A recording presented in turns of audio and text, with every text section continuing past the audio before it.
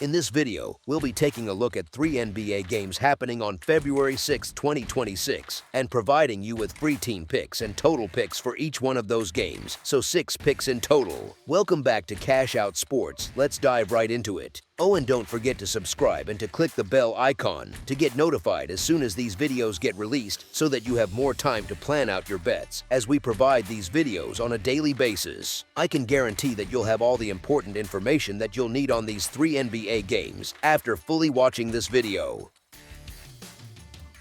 One more thing before we start, if you would like to gain access to our best exclusive sports picks to take your journey to the next level, then check out our Patreon in the link down below, where we offer our best single picks, parlay picks, and much more. Now let's get started. New Orleans Pelicans versus Minnesota Timberwolves. The New Orleans Pelicans and Minnesota Timberwolves meet Friday in NBA action at the Target Center. The Pelicans come in off back-to-back losses to the Bucks and Hornets, with the Kings waiting for them after this one. They have dropped 18 of their last 23 games, and that kind of stretch wears on a group, no matter how much they talk about staying steady. The Timberwolves just took down the Raptors, slipped against the Grizzlies, and have the Clippers on deck. They have still won 5 of their last 6 games, so the overall temperature around them is warm rather than shaky. The Pelicans are still without DeJounte Murray, which keeps them short of the version of themselves they imagined when the season began. The Timberwolves are monitoring Julius Randle, Julian Phillips, and Ayo Dosunmu as game-time calls, so there is some uncertainty on their side, but the core has been intact enough to find a rhythm again. The frustrating part for New Orleans is that the recent slide has come while they are relatively healthy overall, so they cannot really lean on the injury excuse anymore. Their overtime loss to a slumping Bucks squad on Wednesday was another punch to the gut, especially after they had a chance to close that game in regulation and did not. Minnesota, in contrast, looks like a team starting to heat up again, and the comeback win over the Raptors showed both resilience and a higher gear when they actually lock in for long stretches. The Timberwolves absolutely have the firepower and size to run a struggling Pelicans team out of the gym, particularly with New Orleans sitting on only 5 road wins. On paper, it feels like a spot where the home favorite could win comfortably. However, the number attached to this matchup asks Minnesota to win by a margin that they have not consistently handled well. This group has a habit of playing with its food, letting weaker opponents hang around longer than they should, especially when the spread is large. The Timberwolves are just 2-7 against the spread in their last 9 games as a double-digit favorite, and that is not some tiny sample that can be brushed aside. 3 of those non-covers were outright losses, which says a lot about how fragile they can be when everyone expects a blowout. Historically, the underdog has had its say in this matchup too, covering in 5 of the last 8 meetings between these two teams. The setup points toward Minnesota likely doing enough to control the game, but leaving just enough of a window for New Orleans to sneak inside the number. As our first pick for this matchup, the New Orleans Pelicans to cover the spread as underdogs is our full game side pick. The Pelicans are averaging 114.5 points per game on 46% shooting while allowing 121 points on 48.2% shooting. That combination of decent efficiency on offense and soft resistance on defense is exactly the kind of blend that keeps scoreboards busy. They are hitting 34.2% from beyond the arc and 78.5% from the free throw line, so they are capable of turning good looks into points at a respectable rate. They grab 43.7 rebounds per game, which helps create extra possessions through offensive boards and also fuels runouts when they clean up the glass on defense. Minnesota adds its own push toward a lively total. The Timberwolves are putting up 119.6 points per game on 48.3% shooting and giving up 114.8 points on 46.2% shooting. Their offense has been efficient and aggressive, especially when they get downhill or create inside-out looks from the paint. They shoot 37.7% from 3 and 74.6% at the line, which means they can hurt opponents from the perimeter while still leaving a few points on the table with free throws. They are allowing opponents to shoot 35.5% from deep and are pulling down 44.9 rebounds per game, numbers that suggest plenty of possessions and a fair amount of clean perimeter attempts on both sides. The 2 sets of stats together point toward a game where both offenses find stretches of comfort. New Orleans leaks points on a regular basis, and Minnesota has the tools to exploit that, especially at home. At the same time, the Pelicans score enough and play fast enough that they tend to drag even better teams into higher scoring environments, particularly when their defense cannot string together stops. Rebounding strength on both sides should limit long droughts of empty trips, and the shooting percentages hint at efficiency rather than brick fests. The overall setup suggests that the scoreboard keeps ticking from start to finish rather than grinding to a halt for long stretches. As our second pick for this matchup, over the projected total is our full game total pick. Los Angeles Clippers versus Sacramento Kings. The Los Angeles Clippers and Sacramento Kings meet Friday in NBA action at Golden One Center. The Clippers just took losses to the 76ers and Cavs, and they have the Timberwolves waiting for them next. Even with that recent slide, they have still won 17 of their last 23 games, which tells you they have been playing at a pretty high level for a while now. The Kings, on the other hand, are coming off losses to the Wizards and Grizzlies, with the Cavs up next on their schedule. They have dropped 10 straight games, and a run like that hangs over everything, from the opening tip to how the bench reacts to every whistle. The Clippers have ruled out Bradley Beal again, but there is a chance that newly acquired Darius Garland, Benedict Mathurin, and Isaiah Jackson are ready to make their first appearance with the team. The Kings have ruled out Keegan Murray again, which chips away at their rotation and takes away some scoring and spacing. The Clippers have not been at their sharpest over the last week or so, but before this brief slump they were on a serious heater, stacking wins and looking confident on both ends. And that is still more encouraging than what we are seeing from Sacramento right now, because the Kings simply cannot buy a win. On paper, the Clippers being undermanned after trades and waiting on guys to be cleared does nudge things slightly toward the Kings as a home underdog. You can talk yourself into the idea that the spot favors them. The trouble is that this Kings team has been rough to watch and even tougher to trust. They have lost 10 straight and managed to cover in only 2 of those games, which is the sort of pattern that makes you wince if you think about backing them.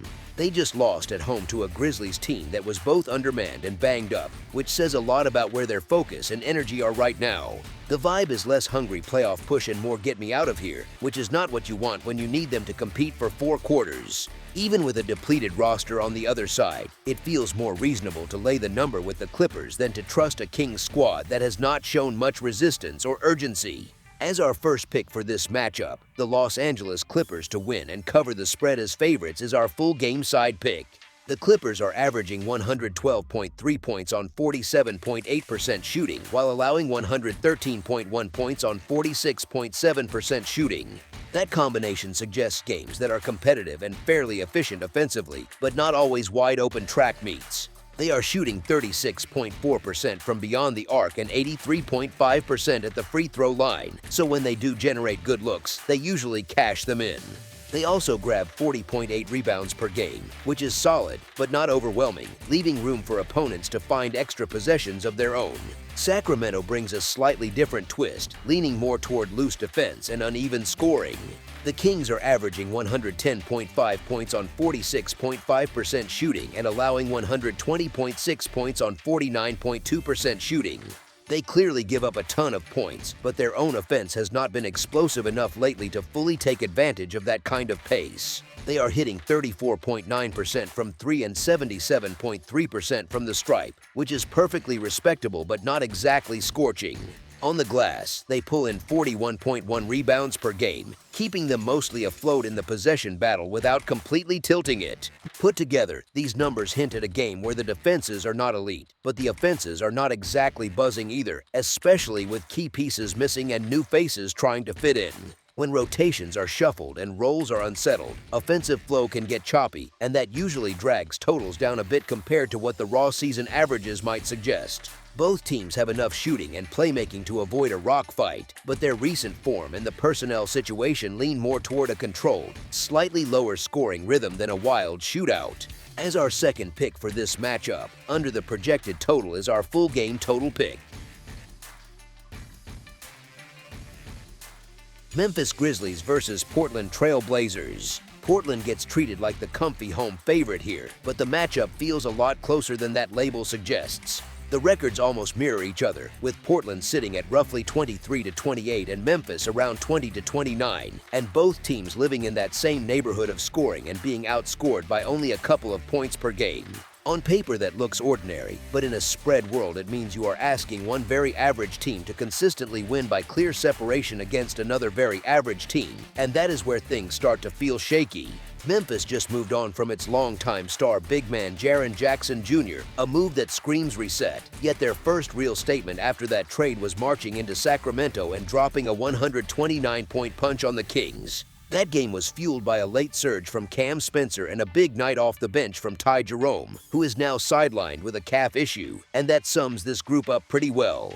Pieces keep going down, but the effort level keeps coming. The injury list for Memphis still looks like something out of a hospital drama.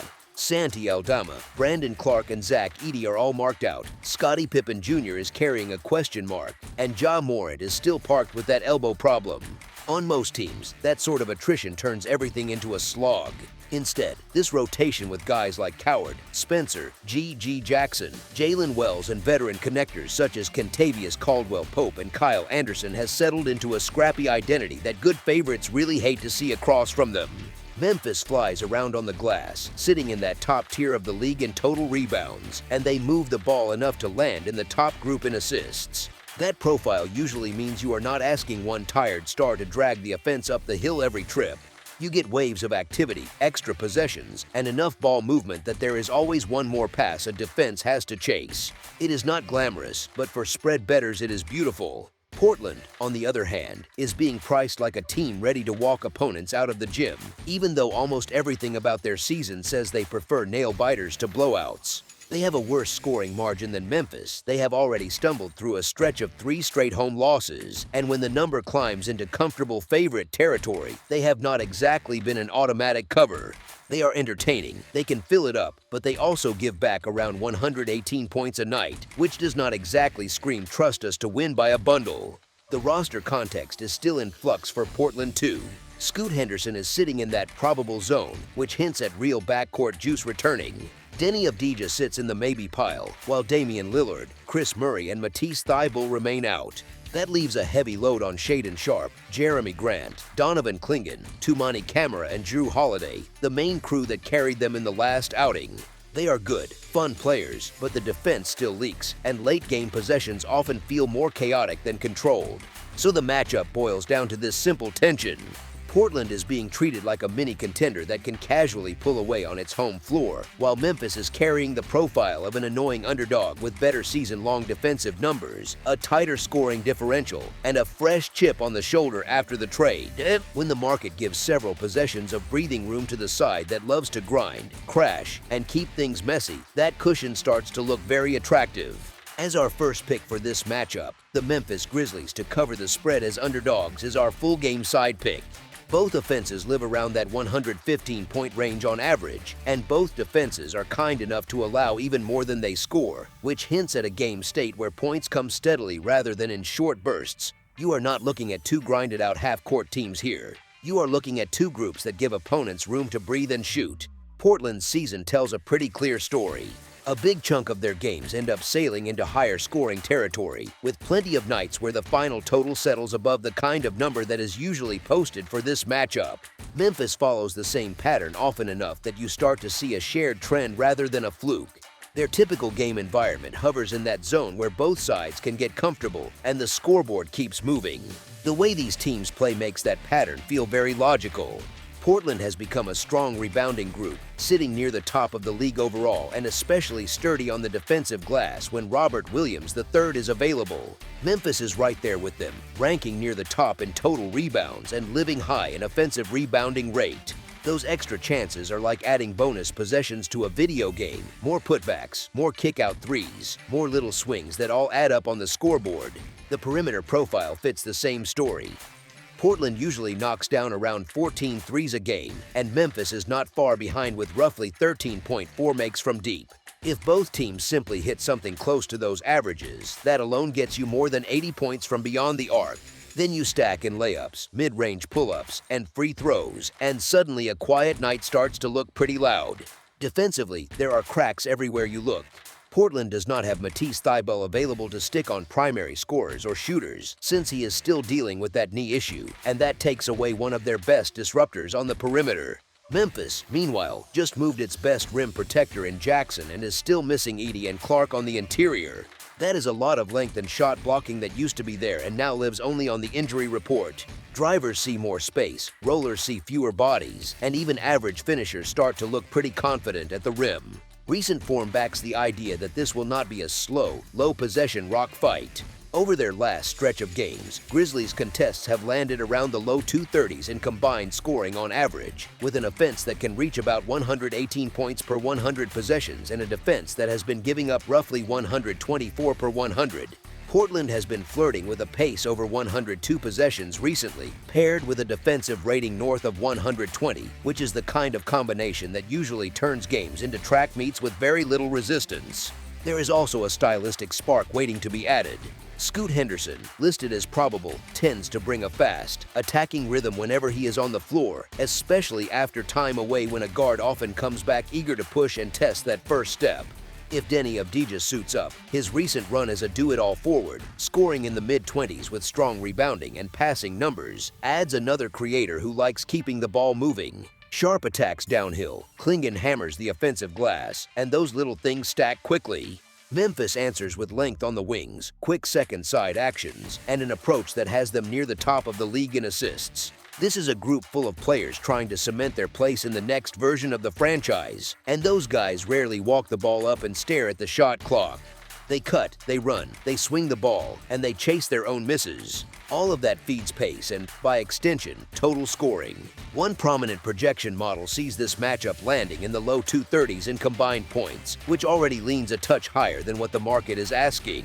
When you pair that with leaky perimeter defense, missing size at the rim, strong offensive rebounding on both sides, and heavy three-point volume, the most natural expectation is a game where the scoreboard operator stays busy from tip to buzzer. As our second pick for this matchup, over the projected total is our full game total pick. That's all for now, so if you have any other games you would like reviewed, then leave a comment down below with the game you would like analyzed, subscribe to our channel, leave a like on this video, and we'll get to it as soon as we possibly can. We would also love to hear your opinion on the picks presented to you in this video, whether you agree or disagree with them, so leave a comment down below and do let us know.